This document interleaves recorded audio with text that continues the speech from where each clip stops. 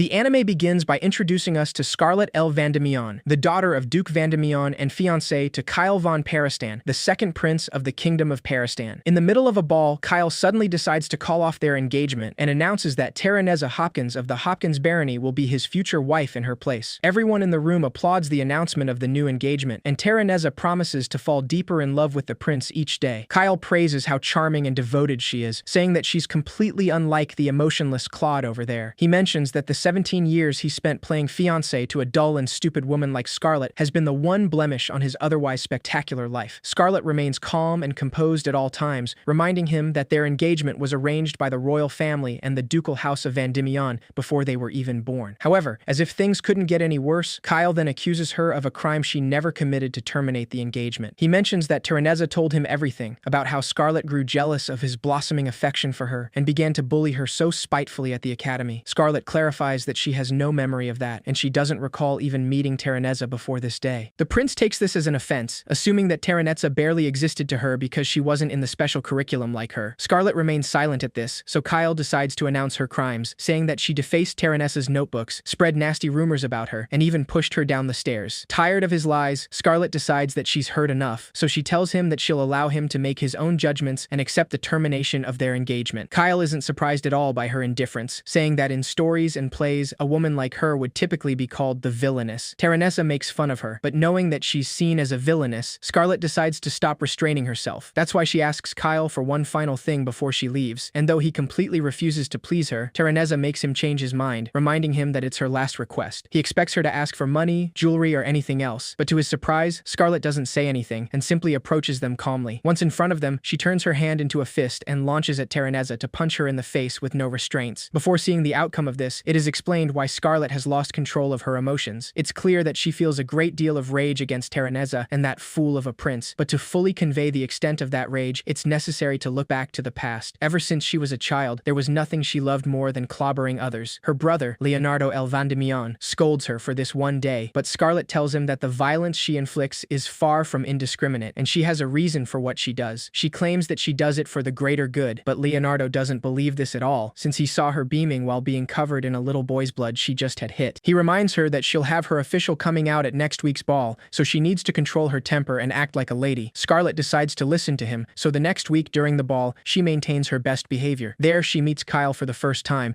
but it's clear that he doesn't like her from the very beginning. He accuses her of being stupid and tells her that she'll work for him from now on. Of course, Scarlet wasn't happy about this, and that's how she met the second prince of the realm and her fiancé. Soon after that, Kyle began to bully her in the pettiest ways imaginable, and there was nothing she could do about it. She tried telling her father, but he only apologized and said that the royal family arranged the engagement, so he's powerless to end it. Having no other choice, Scarlet endured and endured to the furthest limits of her patience. Then, sometime later, she turned 15 and began attending the Royal Academy for Nobles. There, she's known as the Icy Rose, the universally talented pride of the special curriculum. Despite this, Kyle approaches her one day in front of everyone to say that Duke Vandemion ordered her to support him around school, which means she's now his slave. By this time, Scarlet had already developed a backbone of steel, which left her unfazed by any treatment Prince Kyle dealt out. That day at lunch break, Kyle bursts into her classroom screaming that she's supposed to be buying lunch for him. Scarlet responds in a monotone way, apologizing and saying that she'll do it right away. Of course, Kyle isn't satisfied by this apology, so he decides that she needs punishment. Her friends try to intervene, but he simply stops them with a threatening gaze, and Scarlet asks them not to worry about her. Kyle takes Scarlet outside to complain about her managing to be on the special curriculum while he was dropped to common. She quickly understands why he's in a particularly bad mood today, and Kyle asks her to enjoy her sense of superiority while it lasts. He suddenly pulls a knife out of his coat, saying that he never liked that silver hair of hers, so he'll cut it off and take it back to his fellows in the common curriculum. Scarlet asks him to refrain, warning him that she'd be forced to tell her father, and he could nullify their engagement. Kyle exclaims that Duke Vandemion is a dog who does whatever his father tells him. Their engagement is on until he says otherwise, so she's going to spend her whole life as his slave. Scarlet's hand turns into a fist as she realizes that this is not something she can quietly endure. Before she can do anything, Kyle's older brother, the first prince, Julius von Palestan, stops their lovers quarreling. He gets down from a tree and tells Kyle that diversions like this are why he was dropped to the common curriculum. Julius ignores Kyle's dagger and approaches Scarlet, apologizing for the offense his brother caused her. She quickly hides her fists and dismisses it, saying that this is typical behavior for him. Julius is a little surprised to hear this, since he has heard about his little brother engaging in childish bullying of his fiancée, but he hopes that threatening her with a dagger isn't a daily occurrence. Feeling cornered, Kyle denies everything anything and asks his assistant Sigurd to get Julius out of there. However, Sigurd reminds him that he can't do that, since Julius is a member of the royal family as he is, so he cannot defy him even if it's an order. Unable to do anything, Kyle decides to run away, feeling angrier than ever, so Scarlet knows that he'll come back tomorrow with worse. She still thanks Julius for his aid, though she knows that he must have realized she was about to hit Kyle. Julius tells her that he was just reading on top of a tree, since when he does it in the classroom, he tends to get swarmed by obnoxious sycophants. Here it is explained that the kingdom of Palestine has two princes. The first prince, Julius, is the son of the queen and current heir to the throne, but his tolerance for underhanded behavior has led to a faction of wicked nobles who view him as a threat to their power, attempting to raise Kyle, the foolish second prince, to the throne. This has led to daily clashes at the academy between their factions, and Scarlet prefers not to get involved. Julius suddenly tells her that he wouldn't mind spending more time in the classroom now that he's found something much more interesting than a book. It's clear that he's referring to her, but Scarlet's only answer is to glare at him, clearly not amused. Soon after that, the aptitude test results come out, and everyone is surprised to see Julius got the first place. Scarlet has always placed first in the 3 major subjects, but he got perfect scores in every subject. In the swordsmanship and magic exams, she's gotten as high as 99s, but never received a perfect score. Even after besting the instructors, she was told her form was poor, or that the construction of her magic circles was sloppy, things fully up to the instructor's discretion. Scarlet is now bitter that Julius earned the perfect scores that she was always denied. Still, when she sees him, she calmly congratulates him on his top placement. However, her calm and aloof demeanor cracks slightly when he teases her, saying that placing first with perfect scores was easier than he expected. Scarlet immediately takes that as a challenge, so she spends the following days training, trying to perfect her knowledge and skills to pay back 10 times over whatever he does to her. Sometime after that, she manages to score first on the aptitude test, so Julius pats her head and congratulates her, saying that he enjoyed watching her secret training after class. Her good mood disappears in less than a second, and some people in her class start thinking that they have that kind of relationship. Even her friends assume that Julius held back this time because he wanted to see her happy, and that rumor starts spreading around the school. Scarlet is not happy about this, but she now knows how Julius operates, so she decides to never rise to his provocations again. The next day, Julius approaches her casually several times, but Scarlet completely ignores him. On her way back home after school, she can't take it anymore and asks him why he's been following her. Julius assures her it's just a coincidence, but this just pisses her off even more, because it's clear that he's doing it on purpose. Seeing her expression, he can't help but laugh, saying that he truly enjoys the ever-changing faces of the icy rose. Even though she may think she's putting on a stony visage, watching her has made it clear that every single thing she's feeling shows on her face. Scarlet is a little surprised by this, because she thought her facial muscles died after she decided to endure Prince Kyle's treatment. They decide to chat a little as they walk, and Scarlet realizes that she hasn't seen Kyle in a while, which makes her think that the reason Julius keeps pestering her is that he's trying to keep Kyle away. Seeing her expression, Julius tells her that her feelings are showing again. He mentions how beautiful her silver hair is, saying that he could not bear losing it to a fool's foolish act. Julius confesses that over the course of his life so far, she is the most interesting and peculiar animal he's seen. Scarlet's expression falls immediately, but Julius continues lightheartedly talking about how rare it is to come across a specimen so worthy of observation. He even shows her his wildlife observation notebook and asks her if she'd like to be engaged to him instead of Kyle. Of course, Scarlet instantly declines his offer with a deadpan expression. These events resulted in such a buildup of anger and stress, so she spent ages dreaming of slugging those two princes. And now, returning to the present time, thanks to the spark provided by Terraneza, she can at last unleash the explosion. Her fist connects with Terraneza's face in a brutal blow, taking her down in a second. Kyle can only observe the scene, completely horrified, and Scarlet's threatening gaze keeps him from trying anything stupid. She tells him that she's also furious with his supporters who are gathered here, since all this time, as a fiancé to a royal, she's endured the ridiculous treatment of Kyle and his evil noble flunkies. Then they supported his absurd cancellation of their engagement and rendered her years of suffering meaningless. That's why Scarlet decides right then that she's now free to kick their asses. She uses magic to put the guards down into a slumber, making it clear that her power is off the charts. Soon enough, Scarlet unleashes her rage, giving all those nobles a beatdown they'll never forget. As she beats everyone up, some nobles start recognizing her, realizing that the other name she's known by is the Mad Dog Noblewoman. In just a few minutes, Scarlet is already done, and despite the blood on her face, she mentions that it's been a lovely night. Finally, she approaches Kyle with a fist covered in blood, and though her brother bursts into the room trying to stop her, Scarlet gives the prince the final blow, making him crash against the wall. Julius walks in, laughing at the scene, and Scarlet is completely satisfied now, saying that she feels a lot better. Her brother Leo is horrified by what she's done, but Julius isn't fazed at all, since he inquired about the situation when he saw the nobles fleeing. Scarlet explains that they committed wrongdoings of which she wouldn't dare to speak. Then, rather than show any trace of remorse, they continued to act in so audacious a manner that she was forced to punish them on the spot. Julius asks her to explain more to the point, so Scarlet directly directly tells him that they pissed her off, so she punched their teeth in. The prince can only laugh about this, while Leo is more horrified and concerned about the whole situation. Julius is just happy that she showed her true colors at last, because since the day they first met, he's been wondering when she might unleash those fists of hers. The merciless thrashing she gave those fools was probably quite a sight to see, so it was a little unkind that she did it when he wasn't there. Leo continues worrying about their family's reputation spiraling down the drain again, but Julius tries to reassure him, saying that Scarlet won't be charged for this. While they speak, Scarlet suddenly feels like their voices are growing distant, and before she knows it, she falls unconscious in a second. Sometime after that, Scarlet can hear the sound of a bell in her sleep, and she knows that it's the bell of the Church of Cronoa, god of time. Just then, she understands that she must have used too much of Cronoa's power. Once her eyes open, the first thing she sees is a boy in a maid outfit holding a dagger to kill her. Scarlet simply punches his face, saying that it's dangerous to point knives at people. That blow embeds him into the wall, and Leo rushes into the room after hearing it, completely horrified to see that this is the first thing she does after 3 days unconscious. Not even the doctor could find out what was wrong, and he thought she would never wake up again. Scarlet apologizes for making him worry, saying that she shouldn't have been so reckless. Now that she's finally awake, Julius decides to have a word with her, informing her that the royal family has finalized the termination of her engagement, and her father has also given his assent. Kyle has been disinherited for the trouble he caused, because rumors have been circulating for some time about illegal ownership and trading of slaves in the Second Prince's faction. This will provide an opportunity to crack down on all of them. Julius tells Scarlet that she won't be punished, because the royal family considers her indispensable. However, she'll likely remain single until domestic matters settle, and that will mean delaying her wedded bliss for a time. The bright side to this is that she's gained something priceless in exchange. It seems rumors of her deeds have gotten around the city, and people now know her as the champion who sent a horde of evil, self-interested nobles to prison with just her fists. As she stood alone, covered in blood, beautiful and terrible, they've given her a nickname, the Bloodstained Lady. Leo cries out of frustration, because people seemed about to forget the Mad Dog Noblewoman nickname. Julius simply laughs as always, but mentions that things will be rather busy around here in the coming days. Quite a few of the nobles she exposed were important men in the national government, and there will likely be many replacements. Most pressing of all, the organizer of the fools in the Second Prince's faction, Prime Minister Godwin Bean Carmine. Leo explains that the king and Prince Julius thought there might be someone pulling the strings behind the Second Prince's faction, so they formed a plan to deal with all the corrupt nobles at once. Julius mentions that they formed an organization, the Crown Investigatory Office, to carry it out, and Leo is the head of that organization. Scarlet says that her brother has been acting even more harried of late, so she wants to know if that's due to his time spent with the first prince. Julius tells her that he resents the implication, because the more likely cause would be all the trouble she started. Leo clarifies that it's actually both of them, but Julius quickly changes the subject, wanting to introduce the one who exposed the Prime Minister's involvement. It's an agent deployed by the CIO to infiltrate the Second Prince's faction, Sigurd Forgrave. Scarlet instantly recognizes him as one of Kyle's assistants in the past, and Sigurd immediately apologizes, saying that his behavior towards her in the past has been utterly unacceptable. Despite how affected he seems, Scarlet knows that it never actually bothered her, but she takes the opportunity to test him. She tells him that she was convinced that he had sworn fealty to Prince Kyle, so it was a most convincing performance, and she had no idea the knights had such talented actors. Sigurd is completely consumed by guilt at this point, so he even allows Scarlet to clobber him, saying that he resigns himself to her fists. She clearly likes his admirable resolution, so she launches a strong fist at him, deceiving him with a feint. Sigurd doesn't dodge her, but he's surprised to see she didn't actually hit him. Scarlet simply touches his face with her fist and tells him that it's all behind them now. After all, he saved her many times as well from other nobles who wanted to mess with her in the past. Sigurd explains that he was merely playing his role as a knight, so he doesn't deserve her mercy. Scarlet questions that, but this gets him a little nervous, and Julius tries to hold his laugh at the whole situation. After the meeting ends, now that Scarlet knows that the Prime Minister was behind it all, she assumes that he was the one who sent the maid who tried to kill her in the morning. She decides to check on him in the shed, but is attacked by a small beast as soon as she steps in. Scarlet just punches it and scolds it for its behavior, saying that she knows he's the beastkin, Nanika. In a matter of seconds, that beast morphs into the boy from before, and he doesn't hesitate to grab the dagger again. Nanika tells her that he's going to kill her, because it's the only choice he has. Just then, Scarlet notices the slave crest on his chest, knowing that any who bear it must obey all orders from their assigned master. She then asks him if he would tell her everything he knows about the one who sent him if she were to free him. A little skeptical, Nanika dares her to try if she can, saying that if she succeeds, he'll tell her anything she wants to know. Much to his surprise, Scarlet slams him against the floor and uses her magic on him to reverse time. She explains that all people are born favored by one of the world's many gods. Most people go their whole lives never realizing which god favors them, but some do, and it allows them to manifest that god's power, which is known as a blessing. In a matter of seconds, the slave crest on Nanika's chest disappears, and Scarlet explains that she merely restored his body to how it was before. She used the power power of reversal, part of the blessing of Kronoa, god of time. This is the reason the royal family wishes to secure her place in their kingdom, but in practice, it has many limitations, and it burns through her energy quickly, so she'll die if she uses too much too quickly. Her use of acceleration at the ball is what caused her to pass out, but that's supposed to remain a secret. Knowing that Scarlet saved him and released him from slavery, Nanika decides to keep her secret since Beastkin never forget a debt. He also confesses that he was hired by Godwin Bean Carmine because she struck his son, Heine, and ordered him to tear her limb from limb. Heine was one of the many nobles she punched at the ball, but Scarlet doesn't even remember him. That said, Nanika explains that the reason he originally sent him here wasn't to kill her, but to spy on House Vandemian. He sent spies like him into all kinds of noble houses, exploited their weaknesses, encouraged them to participate in the slave trade and take bribes, and did other stuff to get them on his side. That's how he gets more people to support him, and why no one dares to defy him. Hearing all of that, Scarlet makes up her mind, saying that she'll kick the ass of Lord Godwin. Nanika tries to stop her, warning her that Godwin's always surrounded by guards, so she should lie low and let her brother and the first prince handle the situation. Scarlet clarifies that that wouldn't be fun for her, so she's determined to beat the tar out of Godwin before he is arrested. Unable to fight her on this, Nanika explains that Godwin attends a slave auction once a month, and the next one is in a week. He doesn't know where it's held, but he can probably get her in contact with a slave trader, so he wants to go with her. If it means revenge on the man who deceives his kind, enslaves them, and sells them off, then he'll gladly be a traitor. Scarlet changes her mind about going alone, so she accepts taking Nanika with her to the capital, Granhilda. 3 days later, she and Nanika walk around the slums, but Scarlet isn't happy to see that Julius has decided to go with them. She asks him if he shouldn't be pursuing his own avenues towards exposing Godwin, but Julius explains that it's merely educational. After he graduates from the academy, he'll be locked up in the palace to learn about kingcraft, so he wanted to see, while he's still free to do so, what life is like in his kingdom. He has no intention of being a figurehead, so if he must rule, he wants to do the best he can to create the perfect kingdom. That's why, if they're going to seek out its dark underbelly, it's crucial that he accompany them. Scarlet asks him for the real reason, so Julius directly tells her that he could never miss out on something so potentially amusing. He happened to overhear their conversation in the cabin, and it set his heart aflutter. Scarlet isn't impressed by this, since she had a feeling that would be it. Just then, a group of bandits approaches them with bad intentions, but Scarlet is more excited than ever, knowing that they're the vicious hoodlums she's heard so much about. Nanika quickly asks her not to hit them yet, but she tells him that they hardly seem amenable to discussion. Julius laughs at this, but Nanika ignores him and approaches the bandits, saying that they're looking for a middleman named Junk. Of course, all of them refuse to speak, planning to get their money after beating them up. Before they can do anything to them, Scarlet uses her magic to enhance her physique, seeking to educate them on the taste of her fists and wanting payment for her lesson. Once again, she uses the blessing of Kronoa, acceleration, and in less than a second, her fist connects with the face of one of the bandits. They all fall one by one to her fists, and she also uses her legs to kick them with great force. Scarlet gracefully beats them up without effort, so they bandits quickly recognize her by another nickname, the Lady of Beatings, Scarlet. Julius can't hold his laugh at this, and the last man standing begs for mercy, but Scarlet tells him that if he intends to trample on others, then he should be prepared to be trampled on in return. Before she can hit him, the man desperately tells her the information she wants, confessing that Junk is hiding out in a bar just past here. Scarlet smiles and thanks him kindly for the information, but she still hits him anyway, knocking him out in a second. Julius is clearly amused after seeing all of this, but he asks them to let him speak to Junk, since he might recognize Nanika, so it's best if he goes alone. The three of them go to the bar the bandit mentioned, but Scarlet and Nanika wait outside. After just a few minutes, Julius comes out of the place, having the name and location of the slave merchant after just scaring him a little with an obvious lie. The next step is to find out how they will infiltrate the slave auction, and Nanika tells them that he's got some ideas about that. In no time, Scarlet and Nanika meet with Lord Zathering, and she tells him a whole made-up story saying that she's seeking a rare slave of some kind. Zathering recognizes she wants a slave so badly as to go behind her parents' backs, but he says that it's below the dignity of such a fine noble lady to have dealings with a reprobate like Junk. Scarlet explains that she had no other options, and asks him what his relationship to the middleman, Junk, is. Zathering clarifies that he would hardly call it a relationship, since he simply signed a contract with him to bring him any potentially valuable slaves that end up in the slums. The most valuables are elves, dwarves, avians, demons, and that beastkin she brought is also a fine piece of merchandise as well. Scarlet asks him how he knew Nanika was a beastkin, and the man tells her it's quite obvious from his appearance. Besides, he would expect the kind of person who would come to him directly to purchase slaves to bring a rare specimen of their own. Zathering laughs loudly as he says that Nanika is a prize piece indeed, treating him as simple merchandise. Scarlet's hand instinctively turns into a fist with the sound of his disgusting laugh, but Nanika quietly asks her to refrain. Once he's done laughing, Zathering asks her what kind of slave she's seeking, so Scarlet mentions that she heard word of a slave auction happening in the capital very soon, so she wants to attend. Zathering mulls over it for a bit, and explains that she'll need to undergo a review to attend the auction. She'll need to reveal her status and enact at least 6 quick slave transactions, so it would likely take about half a year. Scarlet tells him that she will pay whatever it takes, but Zathering clarifies that he doesn't need her money. However, if she's willing to offer him that fine beastkin slave of hers, he could take her to the auction as the daughter of a distant relative. Scarlet remains silent for a moment, but her serious expression slowly turns into a smile as she accepts the offer. After sealing the deal, both Scarlet and Nanaka head out of the building. She still can't believe that, here at the center of the city that is home to important members of court, the forbidden possession and purchase of slaves is conducted so brazenly. Fortunately, the plan was a success, and Zathering did exactly as Nanaka predicted. Nanaka mentions that he was more surprised to know that there are some things she doesn't resolve by punching. Scarlet is not happy at all about that comment, so Nanaka quickly clarifies that it was a joke. That aside, as they walk, he mentions that the auction is 3 nights from now, and Scarlet asks him if he's certain of his decision. After all, even though she can clear up his slave brand after the deed is done, she can't guarantee his safety in the meantime. Nanaka tells her that Zathering made it sound like he'd put him up for auction, so he doesn't think that he'd let anyone hurt him before then. He's partly doing it for the mission, but he also wants to do this to make up for trying to kill her. Nanaka suddenly yawns, and Scarlet remembers that beastkin are typically nocturnal. Just after she says that, Nanaka finally turns back into his beast form and passes out in her arms. Scarlet picks up his things and decides to return to the inn they're staying at to rest. Julius is already there waiting for them, and when Scarlet tells him that everything went well, he also mentions he's surprised she managed to resolve it without punching. Scarlet quickly gets irritated, but Julius ignores that and says that he wishes he could have seen such a rare sight for himself. Unfortunately, the prince of the realm can't simply go and buy slaves, so he had to stay in the inn. Scarlet carefully places Nanaka in the bed and heads out, saying that she wants to get some fresh air. Julius mentions that that's a coincidence, since he was hoping to step out himself as well. Scarlet walks through the lively market and sees right through Julius's lie, so she asks him how long he intends to follow her. He simply says that he has business down this street, but his lies are quick to irritate her. One of the vendors speaks to Scarlet and tells her that he's selling delicious apple pie, and since she's so pretty, he'll give her an apple for free if she buys a slice. Before she can say anything, Julius takes the opportunity to buy 2, asking for 2 free apples. After that, Julius shamelessly uses Scarlet as a deal magnet and buys different things in the market, including a mithril necklace and some other stuff. Tired of his antics, Scarlet kindly asks him if he still has business down this street, but Julius clarifies that he made that up and she was really innocent for believing him. Scarlet immediately punches a wall, imagining it's his face, but this only makes him laugh. She decides to return to the inn, but just as she turns around, Julius puts the apple pie into her mouth. Scarlet freezes as the flavor of apples and honey fill every corner of her mouth, and she instantly enters a state of bliss. Julius smiles as she eats the apple pie and apologizes for going a bit overboard. Scarlet quickly snaps out of it and clarifies that he can't buy her favor back so easily. Before she can finish her sentence, Julius also offers her his slice of apple pie, and with that, he manages to be in her good graces once more. Scarlet sits on a bench with him after finishing her pie, and mentions that he seems quite familiar with this city. Julius tells her that he used to slip away from the academy to look around, so he knows the city very well. He asks her what she thinks of his kingdom's prized merchant's quarter, and Scarlet tells him that when Prince Kyle used to send her out to buy him lunch, she never had time to look around. She now can see that it is quite a lively place, so she's enjoyed her time here. Julius is glad to hear that, and lets her know that every time he came out here, he thought about how he'd like her to try that apple pie he gave her. Scarlet stares at him and quietly wonders if he was hoping to show her around the merchant's quarter. If he had simply admitted that, she probably wouldn't have been so unkind, but he's truly a contrarian. Julius suddenly mentions that he hates feeling bored, and when he was a child, the only things that caught his interest were twisted and ugly things. As first prince, he was surrounded by fools, trying to curry his favor and get things from him. Julius remembers the first time he met Scarlet, just after Kyle had pulled her hair at the ball. He approached her to say that she didn't have to suffer in silence if the second prince frightened her, but to his surprise, Scarlet just smiled with a dark expression, saying that he made a really funny joke. Julius's eyes glint as he remembers that first encounter, and says that he finds most things in this world boring, so he would like at least the small corner of the world that he inhabits to be filled with things that interest him. He suddenly leans towards Scarlet and tells her that right now, the most interesting thing to him is her. Scarlet freezes when Julius kisses her cheek, and he admits that what he feels is not the same as traditional romantic love, but if he can say one thing, it's that she is dear to him, more dear than anything else in this world. After returning to the inn that day, Scarlet lies in bed and still thinks about that kiss again.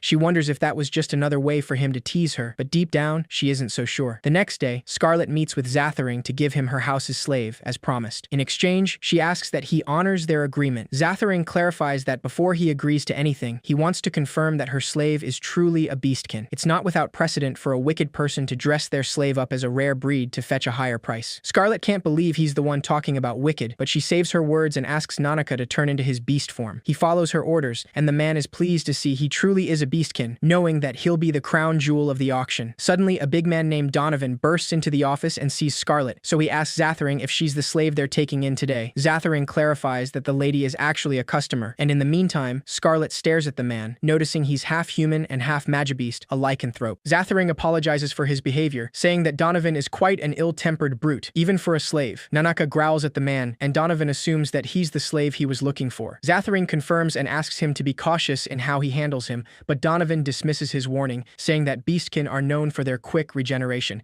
He puts a collar and leash on Nanaka, harshly pulling on it to make him move. However, when Nanaka resists, Donovan gets furious and tries to hit him with a sharp whip. Scarlet immediately grabs the end of the whip to stop him and tells Zathering that his pet needs a bit more discipline. If he finds it too stupid to learn, she could administer punishment in his stead. Donovan gets enraged, telling her that he'll tear her to pieces, so Zathering asks her not to provoke him because that man is a former A-rank adventurer. She would have to be on the level of a knight captain to handle a monster like him, so it's best if she refrains from saying something she shouldn't. Scarlet doesn't see the issue, so Zathering clarifies he's just warning her for her own safety. Donovan says that it's already too late for that, and he won't let that slide just because she's a woman or a customer. He suddenly approaches her with the whip, but realizes that he can't even use it because Scarlet is still holding onto it. Donovan pulls with all his strength, but Scarlet doesn't move, holding onto the whip like it's nothing. Zathering, completely clueless, tells Donovan that this is no time for a comedy routine. Donovan clarifies that he's pulling as hard as he can, so he doesn't know how she's doing it. Scarlet calmly asks if Donovan will be put up for auction as well, and Zathering tells her that he's just his personal bodyguard and trainer for the other slaves. Once this is confirmed, she smiles and gladly says that she won't have to hesitate to kick his ass. Zathering is taken off guard by her words, but before he can properly react, Scarlet pulls on the whip and punches Donovan's guts, immediately sending him flying out the window with a single blow. Zathering is terrified after witnessing the scene, but Scarlet smiles and tells him that her discipline is complete. After that, she approaches Nanaka to remove the collar, asking him if Donovan hurt him. Seeing some blood on his neck, Scarlet decides to use her magic to heal his wounds. Once this is done, she gently hugs Nanaka and tells him that she'll be back for him soon, so he just has to bear it for this short while. Nanaka agrees, so Scarlet speaks to Zathering, wanting to address the payment for the broken window. Still completely terrified, Zathering nervously tells her that there's no need for that. He forces a smile and assures her that he's actually grateful, since he always struggles to discipline Donovan properly. Zathering promises to do no more harm to her precious merchandise and decides to discuss where they'll meet up on the day of the auction. Scarlet soon returns to the inn after that, but she recognizes a carriage on the street. When the door opens, Leo comes out of the carriage, clearly not happy and wanting to hear the whole story once they're back at the palace. Julius is waiting inside the carriage, so Scarlet now knows who to blame. Having no other choice, she heads back to the palace with them, and Leo scolds them both for being so reckless. Julius asks him to relax, since they learned the location of the slave auction. Despite this, Leo clarifies that they put themselves at risk to get it, and they surely know how much they mean to this kingdom. Scarlet agrees with him, and tells Julius that he should take this as a lesson. Leo gets a little irritated, since he was scolding her as well, and she's acting like it has nothing to do with her. He reminds her that she's his precious little sister, so he doesn't want to see her throw herself into danger anymore. After all, despite the terrible nicknames she's earned, she's still an innocent maid of 17. Leaving that aside, Julius asks him how his investigation is going, and Leo informs him that it seems Godwin himself is the organizer of this auction. Scarlet mentions that the auction will be 2 nights from now, and this makes her brother panic. Leo says that they need to prepare at once, so he'll write up an outline, pick out personnel, choose their placement, and other things. While he worries about all that, Scarlet stares at Julius, and he quickly notices it, so he asks her if she wants more. This clearly takes her off guard, but he clarifies that he doesn't have apple pie today. Scarlet instantly gets angry, since she's not that much of a glutton. Without wasting any more time, Leo decides to begin planning for the night of the slave auction, and tells Scarlet that she has to return home. She immediately refuses, full of determination, and explains that from the time her engagement to Prince Kyle was cancelled to now she's been through many things. She has stopped holding herself back and became the mad dog noblewoman once more, beating up more men than she could easily count. Leo tries to stop her right there, saying that he didn't know she's been causing that much trouble. Scarlet ignores him and continues talking calmly, saying that she's met all kinds of people, including those made into slaves and forced to carry out orders, children begging in the streets for their daily bread, nobles eager to break the law to enrich themselves, and a golden-haired lord whose only pleasure in life is provoking her. Julius asks her if she's talking about him, but Scarlet also ignores him and says that ever since she was a child, she's wondered why this world seems designed to make the good-hearted suffer while the wicked prosper. Those who willfully trample on the weak are cunning and can't be punished through normal means. Prime Minister Godwin and his ilk are the epitome of this principle. She was raised in a walled garden and knows little of the world, but there is one thing that she can say for certain. Scarlet suddenly stands up and says that self-serving, greedy nobles are the most satisfying to punch. Julius immediately bursts out laughing, while Leo is disappointed but not surprised about her conclusion. Scarlet sits back down and says that the only person allowed to punch a high-ranking noble is the daughter of a prominent duke like her. Julius admits that she has a point, but Leo can't believe he's agreeing with her. He exclaims that it was one thing when she was a child, but but nowadays, if she biffs and pows her way through the noble classes, it will ruin their house's reputation. Scarlet mentions how charming the euphemism he used is, clearly amused about it. Julius plays along and scolds him, asking if he couldn't think of a more dignified way to put it. Undeniably frustrated, Leo yells that his choice of words isn't the issue here. Besides, the upper nobility are not the only ones involved in this matter, and there's a chance Godwin is connected to Vanquish. The Vanquish Empire has had border skirmishes with Palestine for the last 300 years. It's a land of might makes right, governed by dragon riders. Scarlet thought they'd established relatively friendly relations since the last peace talks, but there's apparently more to it now. Leo clarifies that they're still looking into the details, but they believe that the Vanquish Aerial Corps, the Red Sky Dragoons, have been in contact with Godwin. In a change of scene, we see Godwin is talking about Scarlet Vandemion, and he's clearly not happy about her. He says that her disruption of the second prince's ball has sent all their plans off course. For that reason, he asks a suspicious man with long red hair to get rid of her as soon as possible. Soon after that, Godwin is left alone in his office, and he complains about a common soldier that thinks he can throw his weight around with him. The voice of a woman is heard in the room, asking him not to be so angry. She suddenly points a gun at him, saying that it's a present from goddess Palmia. Godwin doesn't understand what that thing is, and he says that he already has one of her magic items, a golden pendant. The woman decides to show him what the gun can do, and shoots the vase next to him without hesitation. Godwin is immediately startled, and she explains that this present can take the life of his most fearsome enemies. Finally, we see that the woman holding the gun is actually Terraneza, and with an evil smile, she asks Godwin to use the gun without mercy against those who stand in his way. Soon enough, Scarlet heads to the auction with Zathering, who gives her a mask to disguise herself, as everyone else. We hear Julius's previous conversation with Leo in their last meeting before deciding that Scarlet would assist the event. Julius told him that if Vanquish's Red Sky Dragoons really are involved in this, then it's all the more reason to approve Scarlet's undercover presence. Since the auction is so close, they can probably get about 10 of their CIO agents into the event. Naturally, they will be forced to surrender their arms within the auction venue. Those they send in will be skilled combatants, but only if they're armed, and even if they use magic, they will likely struggle to take Godwin into custody. However, Scarlet will remain fully capable, even without weapons, and if she can lay out everyone behind the slave auctions, including Godwin, her latest bloody nickname will likely be the Kingdom's Iron-Fisted Savior. Leo couldn't argue against Julius's arguments, and that's why Scarlet can now infiltrate the slave auction, just as she planned. The palace knights are in place outside, and Leo reminds them that they'll enter once Julius gives the signal. Everything's ready, so he just hopes that his sister can hold to her word of avoiding unnecessary combat. She agreed with a smile, and thanked him for his kindness when he allowed her to go. But no matter what, Leo can't help but feel anxious. He drinks something to try to ease his stomachache, and starts to believe that maybe he should have called it off. In the meantime, the people in the auction talk about the slaves they're in search for today. A woman mentions she heard there will be an avian auctioned off, and she had so hoped to see one. The man on her right says that he's going to look for an elf to give his nephew, and the one next to him explains that he wants to run a show where combat slaves fight for the crowd's amusement. Another man reminds them that the crown jewel of the auction is no doubt the beastkin. Just then, the lights go off, announcing that the event is about to start. A man accidentally bumps against Scarlet and apologizes, but she easily dismisses it, keeping a low profile. After the man leaves, she can't help but think that his voice sounded familiar, but she doesn't have much time to think about it before the auction officially begins. The host thanks everyone for their patience and announces the start of the auction, making the public excited. He introduces the first item of the auction, a rare one-winged avian. Soon enough, people start offering great amounts of gold for the girl, and in the end, she's sold for 100 gold. Scarlet silently walks around the place, and Julius suddenly approaches her, also wearing a mask. She asks him what he's doing there, since he's supposed to be the mission commander, but he simply says that he wanted to check on her. Julius asks her if she was able to find Godwin, and Scarlet just tells him that she has a few ideas of where he might be. As they walk through the place, Julius mentions that the palace knights are ready and waiting for his signal, so if she doesn't hurry, they'll take her target away. Scarlet stops for a moment to suddenly propose a trade, saying that she intends to thoroughly clobber Minister Godwin, so it'd be great if he tells the knights to hold off a while longer. Julius admits that nothing would delight him more, because watching her punch that fool is the reason he joined the undercover team. Still, before agreeing,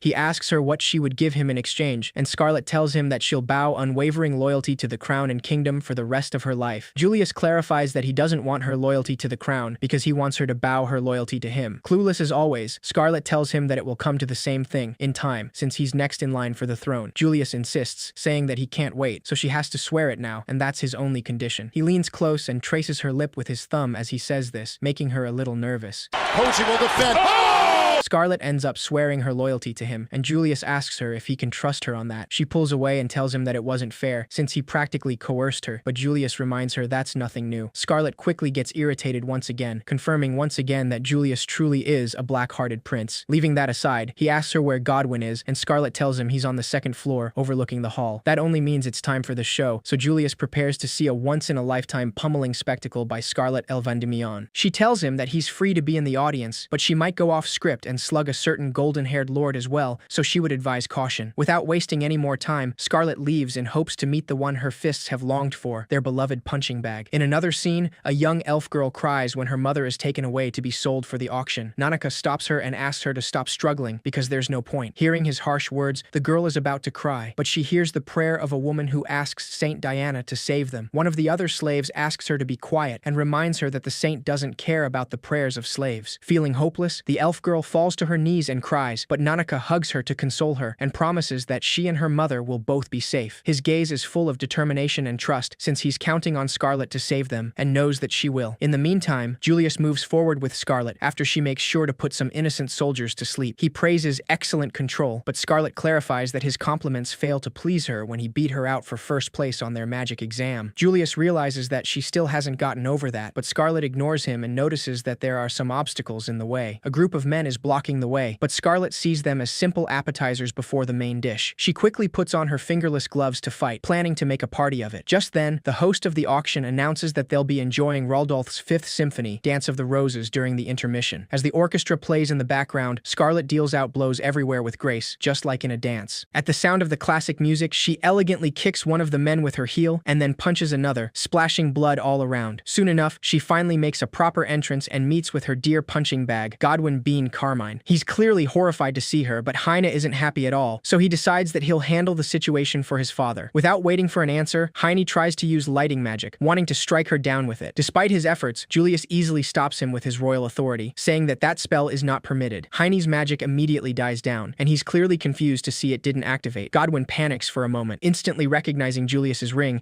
saying that it's the royal seal, which can cancel spells cast by anyone in the kingdom. The fact that he can use it can only mean that he's the first prince, Julius. Godwin and his men try to nervously deny this, saying that there's no way the prince could be in a place like this. After all, if that truly were him, they would surely be ruined. The men start laughing in denial, but they suddenly quiet down as reality dawns on them. They all equally decide to believe that Julius is an imposter, and Godwin gives the order to bring the beast. A few seconds later, Donovan enters the room, but this time he looks a lot more like a monster. Godwin orders him to kill both Scarlet and the imposter prince, but before Donovan can do anything, Sigurd comes in just in time and makes a cut across his hands. Julius tells him that he's late, and he was already wondering where his bodyguard got off to. Sigurd reminds him that he's the one who lost him so he could go off on his own. Hearing his voice, Scarlet recognizes him as the meat sack she bumped into earlier in the auction. Godwin starts feeling cornered, so he asks everyone to get him, and Sigurd prepares to fight. However, Scarlet suddenly stops him and reminds him that these men are her meat sacks, not his. Sigurd gets a little nervous by the closeness, and Scarlet clarifies that she permits him to fight only that lycanthrope, since the corrupt nobles are for her alone. Despite the blushing mess that he is, Sigurd quickly regains his composure, saying that he has no objections. Just in time for the show, the host of the auction announces that the next piece they'll play during the intermission is Thibon's Third Symphony, The Beautiful Maiden. Once the music starts playing, Scarlet completely beams in delight while spinning a noble around by his foot. She smiles brightly as everyone observes in horror, but the speed and force of her spins soon create a whole tornado inside the room. People start flying around, and the public panics at the scene, immediately stopping the auction. A while later, Leo decides to check on them, since he never got Julius's signal, but when he sees what Scarlet has done, he screams in horror, telling their parents that Scarlet has finally stooped to mass murder. Scarlet calmly clarifies that she didn't kill anyone, and she only used the back of her sword. Leo doesn't believe her in the slightest, saying that she used her fists, and her whole body could be considered the blade. As they speak, Sigurd's fight against Donovan is still going, so the patrons of the auction start escaping. Julius says that they can't hold the knights back any longer, but Scarlet asks him to wait, since she has yet to clobber Minister Godwin. She reminds him that they had an agreement, but Julius reassures her, saying that he'll make sure that Godwin is clobbered by her hand alone. Leo stares at them, saying that he doesn't like the sound of this conversation, but Julius tells him that he has exchanged vows with Scarlet, so he must honor his word to her. Leo's eyes quickly start sparkling with hope, and Scarlet confirms that she has sworn her life to Julius. This makes Leo overflow with joy, since he had already given up on her ever finding that kind of happiness, but now he can't wait to tell their parents. Scarlet mentions that she doesn't understand his reaction, but she's glad to see him so happy. Julius simply stares at them and confirms that they are both way too clueless. Leaving that aside, he decides to release a spell that signals the knights outside to proceed. Once Leo recovers from the news, he quickly regains his composure, knowing that he has to pursue Godwin before he escapes. Without wasting more time, he uses clairvoyance, the enchanted eye that sees 1,000 leagues. Thanks to this, he manages to see Godwin running away with his son, heading for the roof via the central stairway. Leo closely observes them, but he's surprised when he also sees a dragon approaching the roof. The three of them immediately start running, and Julius confirms that Godwin truly was working with the Red Sky Dragoons. That only means that if he manages to escape to Vanquish, he'll be out of reach for them. Right now, they're in the basement, and the roof is the 5th floor, so even at their fastest, they probably can't catch them in time. Leo is a little confused to see his sister is taking her shoes off, but Scarlet explains that she's doing it to give it her all, of course. She asks him to look after Nanika and the others, and before waiting for an answer, she uses acceleration 3 burst, which allows her to run up the stairs at high speed. Leo panics and tries to stop her, but he knows that it's useless, since Scarlet is using the blessing of Chronoa acceleration. By speeding up time around her, she can move faster than a normal human, though triple speed certainly takes a toll on the body. Despite that, thanks to this blessing, Scarlet manages to reach the roof just in time to stop Godwin. Heine runs with his father towards the dragon and immediately insults the driver. He says that a common soldier like him should show deference to men of high station like them, so he wants him to get down from the dragon and meet them on the ground. The man on the dragon simply calls them human garbage and then asks his dragon, Rex, to attack them. Just when the dragon whips them with its tail, Scarlet interferes and stops it with one hand, though she steps on Heine in the process. Ignoring the fact that there's a man under her feet, Scarlet politely greets Godwin, saying that she missed him in their time apart. The man on the dragon finally gets down to meet her, recognizing her as Scarlet Vendemion, the woman he was sent to kill by Godwin. He's clearly impressed that she managed to stop Rex's tail with a single hand, and that makes him believe she's magnificent. The man decides to uncover his face, and as he kneels before Scarlet, he tells her that he's fallen in love with her, so he wants her to marry him. Both Godwin and even the dragon are left in shock, but Scarlet simply refuses and sends him flying with a blow. The dragon immediately tries to defend him, but Scarlet grabs it by its teeth and smashes its head against the concrete. Despite her clear demonstration of violence, the man stands up again, saying that not only she landed a blow on his face, but she also knocked Rex out with one strike. And surprisingly, that just made him fall for her even harder, and he wants her to accept his courtship. Ignoring his excitement, Scarlet simply calls him delusional and gives him another blow on his stomach, asking him to kindly withdraw his proposal. Even as she punches him again, the man can only admire her beautiful blue eyes, saying that they're like a jewelry box containing all the world's gems. His words are interrupted by Scarlet, who gives him a good kick and tells him that it's enough already. However, the man is smitten as ever, saying he's never met a woman who can kick like that, even in Vanquish, which is prized for its warriors. With trembling legs, the man manages to stand up and begs her to come with him. Scarlet admits that he's certainly very persistent, but she asks him if he's sure that it's her who he should be paying attention to. After all, she assumed that he came here to slay the incompetent Godwin. Godwin has no idea of what she's talking about, but the man smiles, knowing that she caught him. Just then, Scarlet reveals that he's actually the first prince of the Vanquish Empire, Alflame Rare Vanquish. The prince confirms this and admits that he came here to kill Godwin and his son. Not happy about this information, Godwin insults him, saying that he gave him all that information, so he can't just cut him loose. After all, he promised to make him a minister in Vanquish. Alflame reminds him that he already sold out one kingdom, so it's ridiculous for him to think that he'd really trust him with the fate of another. Godwin can't argue against that, so Alflame points his weapon towards him and asks him to graciously accept his traitor's death. Just as his lance is about to end Godwin once and for all, Scarlet interferes again, completely destroying the lance with a kick as she tells the prince that he won't deny her meat. Alflame mentions that it's hardly ladylike to show her legs like that, but that makes him like her even more. He suddenly grabs Scarlet's leg as he says this, and she tells him that it's hardly gentlemanly to seize a lady's leg. Alflame is charmed by her smile and asks her if she decided to accept his love. Scarlet mentions that he seems to hold his endurance in high esteem, and Alflame confirms this. He explains that metallization, the blessing gifted to him by the god of steel, Meteor, gives him an invulnerable body that can withstand any physical attack. Alflame recognizes that she has a blessing as well, but he clarifies that she can't defeat him with bare-fisted blows, so it's best if she steps back. Before he can do anything, Scarlet tells him that she actually knows a way to defeat him. Suddenly, she grabs him by the back of his neck and hits his face with her knee. Alflame is taken off guard by the stand-up grappling, and as his face is hit repeatedly, he mentions that's a primitive and effective way of dealing damage. Scarlet thanks him for the compliment, and once she's done with her hits, Alflame is surprised to notice he's dizzy. Just then, he realizes that Scarlet's goal was to give him a concussion to refrain him from fighting. Alflame tells her that this kingdom of weaklings is unworthy of her, so he definitely wants her to go with him. Tired of the same request over and over again, Scarlet suddenly picks him up and decides to use acceleration to send him back to his kingdom. Finally, she has the time to properly address Godwin, though the man panics and desperately tries to save himself with words. Godwin apologizes for trying to kill her and for using Terraneza to break up her engagement to Prince Kyle. Scarlet clarifies clarifies that she had no idea of that, and Godwin realizes that he messed up. Scarlet finally understands that Terraneza had his aid, which means he instigated her meeting with Kyle, and he's the reason she was humiliated at the ball. Godwin panics and clarifies that he just went along with her plan, but Scarlet doesn't look happy at all. Completely terrified, he tries to save himself and tells her that he can give her useful information. Godwin confesses that he knows who Terraneza really is, and she's not actually from this world. She was brought here and reincarnated from another world by the power of a goddess.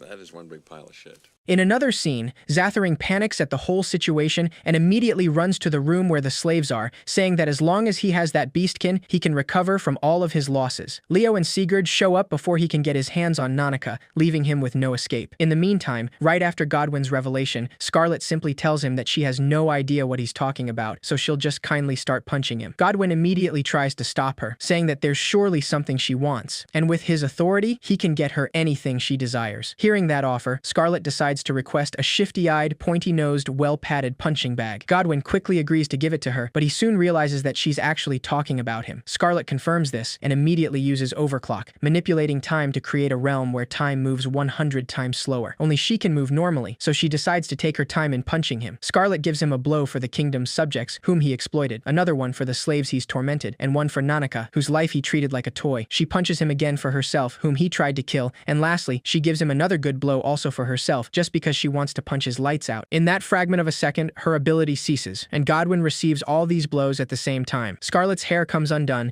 and she bows gracefully as Godwin is sent flying against the wall. She immediately falls on her knees after that, completely exhausted, and her hair suddenly turns black. Scarlet knows that her brother will be angry with her again, since overusing her blessing even caused the silver hair he called beautiful to be stained black. Just as she collapses, Julius appears just in time to catch her and uses healing magic on her hands, saying that he wouldn't have believed it was a human fighting there. Scarlet informs him that she can't move a muscle anymore, and just then, Leo, Sigurd, and Nanaka come running towards her, clearly worried about her state. She lets them know that she's okay, and apologizes to Nanaka for not saving him herself. Nanaka tells her that he's just glad she's safe, and Sigurd asks her where Godwin is. Scarlet tells them he went through that wall, but when everyone turns to look, they notice that Godwin is gone. Out of nowhere, Godwin uses the gun Terraneza gave him to shoot Scarlet from a blind spot. However, Julius immediately gets in the way and takes the bullet for her to save her with no hesitation. Scarlet freezes on the spot, and Julius simply leans on her shoulder with a smile, saying that she never quite finishes the job. Godwin laughs and celebrates, because even if he failed to kill Scarlet, now Julius is dead. Right when she snaps out of her shock, Scarlet immediately lunges at him despite her fatigue, completely enraged. She hits him right on the face and grabs him by the collar of his shirt to continue, but Godwin laughs and tells her that her punches won't work against him. Scarlet then notices the pendant on his neck and immediately rips it off, making him panic. Godwin asks for it back, saying that it's the Holy Maiden's pendant, which holds the power of Goddess Palmia. Scarlet tells him that she'll give it back with her fist and immediately punches his nose as she asks him if he knows what he's done. She lifts him by the neck, saying that to lose Prince Julius to a lowlife like him is despicable, so he'll have to apologize to the prince in the next world. With that, Scarlet finishes him with a powerful kick, sending Godwin to the other world. She turns around after that to tell Julius that she has avenged him, so he'll have to watch over them from heaven in peace. Just then, Julius coughs and lets her know he's not dead yet, since they used healing magic on him. Leo scolds him for being so reckless, but Julius just looks at Scarlet and asks her if she's disappointed that he's not dead just yet. Scarlet smiles and tells him that she's actually glad to see him well. Soon after that, the authorities take care of the nobles who participated in the auction, and the slaves that were going to be sold are saved. They collect Godwin's body from where Scarlet left him, and he somehow managed to pull through. Nanaka asks her if she got what she was after, and Scarlet tells him that she did, and she feels much better after that. On the other hand, one of Alflame's subordinates takes him down from a tree and helps him get back, saying that he's glad he's well. Alflame tells him that he may have broken every bone in his body with the way he got him down from that tree, but the guy reminds him that his body is harder than any material in this world. That's why simply falling from a tree could not possibly do him harm, and there was no need for him to be careful. Alflame informs him that he was propelled into that tree from another kingdom, and surviving it used up all the blessing he had. The two of them get onto a dragon to leave, and his subordinate asks him if he enjoyed the toy he was after. Alflame tells him that he did, and far more than he expected, so he can't wait for the day he and Scarlet meet again. Later in the newspapers, they say that the wicked minister Godwin has been arrested after he was sent flying by a punch from the daughter of Duke Vandemeyan. People are cheering at the news, knowing that Scarlet is at it again as the blood-stained lady. Since she kicked Godwin off the roof of the building, people decide to start calling her the kingdom's iron-fisted savior. Scarlet's classmates learn about the news of the flying Godwin incident and realize that she went the extra mile again. Some girls mention that a lot of reporters want to know Scarlet's favorite books and the names of her pets. One of the girls says that an elegant white cat would be perfect for Scarlet, but her friend tells her that a wise black dog would be more fitting. As they speak about cute animals, Scarlet is busy teaching tricks to a whole dragon. Nanika warily stands back, and a man called Cervantes approaches her to talk about the item she asked him to develop. He mentions that he asked traders to have them stocked in town, but he doesn't know if they will sell. Scarlet tells him that she's sure they will because it seemed to be a big hit with Julius at least. Leaving that aside, Cervantes informs her that Nanika has been watching her for some time, as if desiring her affections. Scarlet immediately opens her arms with a smile, and Nanika quickly jumps towards her in his beast form. However, the other maids scold him for slacking off, saying that they'll be having guests soon and he needs to be ready to meet them. In another scene, we see Terranezza walking down the dungeon of the castle,